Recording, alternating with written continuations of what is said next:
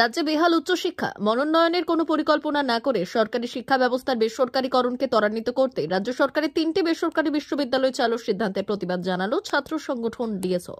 10 December রাজ্য জুড়ে বিক্ষোভ কর্মসূচির আহ্বানে পশ্চিম মেদিনীপুর দক্ষিণ সাংগঠনিক জেলার বেলদাতে বিক্ষোভ কর্মসূচি হয়।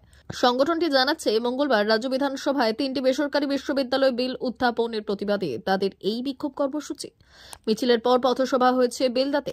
বক্তব্য রাখেন বেসরকারি বিশ্ববিদ্যালয় চালুর প্রতিলিপিতে অগ্নি সংযোগ করলেন ছাত্র সংগঠন ডিএসওর পশ্চিম মেদিনীপুর দক্ষিণ সাংগঠনিক জেলা কমিটির সম্পাদক সন্দীপন জানা। এছাড়াও বক্তব্য রাখেন পশ্চিম মেদিনীপুর দক্ষিণ সাংগঠনিক জেলার সম্পাদক মণ্ডলীর সদস্য কমরেড বিশ্বজিৎ প্রধান। তাদের বক্তব্য, শিক্ষাকে বেসরকারীকরণের লক্ষ্যে বেসরকারি বিশ্ববিদ্যালয়কে অনুমোদন দিচ্ছে সরকার। স্বপ্ন দেখছে, সেই স্বপ্ন চিরে ভেঙে যাবে। ভেবে দেখুন বন্ধুগণ, এই যে জাতীয় শিক্ষানীতি 2020 শুধুমাত্র বেসরকারীকরণ নয়, এর ভেতরে মানুষ তৈরি শিক্ষাকে মেরে ফেলা পাশাপাশি মানুষ তৈরি শিক্ষাকে মেরে ফেলার পাশাপাশি যেটা করতে চাইছে, ধর্মীয় উন্মাদনা সৃষ্টি করতে চাইছে। এই সিলেবাসের ভেতরে যে শিক্ষাকে এক সময় রামমোহন বিদ্যাসাগর ফাইট করেছিলেন, ঈশ্বরচন্দ্র বিদ্যাসাগর বলেছিলেন যে সাংখ্য বেদান্ত মিথ্যে, এগুলোর মধ্যে সত্য কিছু থাকে না। যদি পড়াতে হয় পাশ্চাত্যের জ্ঞান বিজ্ঞানের চর্চা করতে হবে, যে পাশ্চাত্যের জ্ঞান বিজ্ঞানের চর্চা একটা ছাত্রের মধ্যে যুক্তিবাদী মনকে তৈরি করবে। আর আজকের এই সরকার, আজকের এই সমস্ত দলগুলো সেই সমস্ত শিক্ষাকে মেরে দিয়ে সেই সমস্ত বস্তা পচা মান্যতা আমলের ধর্মীয় চিন্তাকে সিলেবাসের ভেতরে আনতে চাইছে। উদ্দেশ্য কি? উদ্দেশ্য হচ্ছে দেশের ভেতরে পুঁজিবাদকে শক্তিশালী করার জন্য সাম্প্রদায়িকতার বীজকে ছড়িয়ে দাও। আমরা দেখছি কি, গোটা দেশের মানুষ দেখছে আজকে বাংলাদেশের ঘটনা। আজকে বাংলাদেশের ঘটনা নিয়ে ভারতবর্ষে উন্মাদনা তৈরি হয়েছে।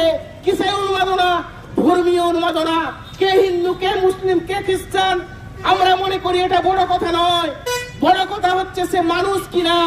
আর এই ধর্মীয় উন্মাদনা নিয়ে চললে আমার আপনার জীবনের সমস্যা সমাধান হয়ে যাবে তো? যে ছেলেটা চাকরি পাচ্ছে না কোয়ালিটি থাকা সত্ত্বেও, যে ছেলেটা, যে ছাত্রটা ইউনিভার্সিটি গিয়ে ভর্তি হতে পারছে না, যে ছাত্ররা কলেজে ফিস দিতে না পেরে মজুর কাটতে বাধ্য হচ্ছে, তার সে যদি ধর্ম নিয়ে চলে তাহলে তার শিক্ষার সমাধান হয়ে যাবে তো? আপনার বাড়ির সন্তান যে পড়াশোনা করতে পারছে না, যে মা বিনা চিকিৎসায় মরছে, যে কৃষক ফসলের দাম পাচ্ছে না, সে যদি ধর্ম নিয়ে থাকে তাহলে তার সমস্যার সমাধান হবে তো? আমরা মনে করি সমস্যার সমাধান হবে না। তার কারণটা কি? কারণটা হচ্ছে এই শ্রেণী বিভক্ত সমাজ ব্যবস্থায় এই শ্রেণী শত্রু, যে শ্রেণী শত্রু হচ্ছে পুঁজিবাদ। সেই পুঁজিবাদ যতদিন একটা দেশে থাকবে ততদিন এই সমস্ত সমস্যার সমাধান হতে পারে না, এই সমস্ত বৈষম্য দূর হতে পারে না। আর এই সমস্ত সরকারগুলোর বিরুদ্ধে মানুষের জীবনের সমস্যাগুলো নিয়ে, ছাত্রদের জীবনের সমস্যাগুলো নিয়ে যাতে আন্দোলন সংগঠিত করতে না পারে, তার জন্য ধর্মের আফিম দাও। নেশাগ্রস্তের মতো করে ধর্ম নিয়ে মেতে থাকবে। সে মনে করবে এটাই আমার মুক্তির রাস্তা, এটা দিয়ে মুক্তি সম্ভব। আসলে মুক্তি হবে না, হতাশ হবে।